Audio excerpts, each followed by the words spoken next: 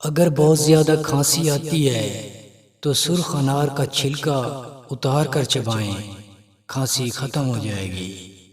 منہ میں اگر چھالے ہو گئے ہیں تو زیادہ سے زیادہ امرود کھائیں۔ اگر ہاضمہ بہت زیادہ خراب ہے تو جیفل کا جوشاندہ بنا کر پئیں، ہاضمہ کے لیے بہت مفید ہے۔ جسم اگر لاغر اور کمزور ہو گیا ہے تو روزانہ ناشتے میں انڈے کا استعمال کریں۔ اگر آنکھوں کی روشنی کمزور ہے تو کھانے کے بعد 3-4 دانے سونف کے کھا لیں۔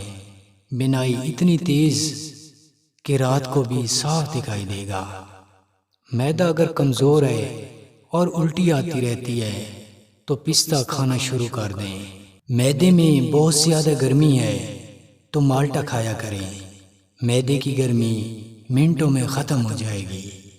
اگر قبض سے ہمیشہ کے لیے چھٹکارا حاصل کرنا چاہتے ہو تو گائے کے دودھ میں دیسی گھی ڈال کر پی لیں، قبض ہمیشہ کے لیے ختم ہو جائے گی۔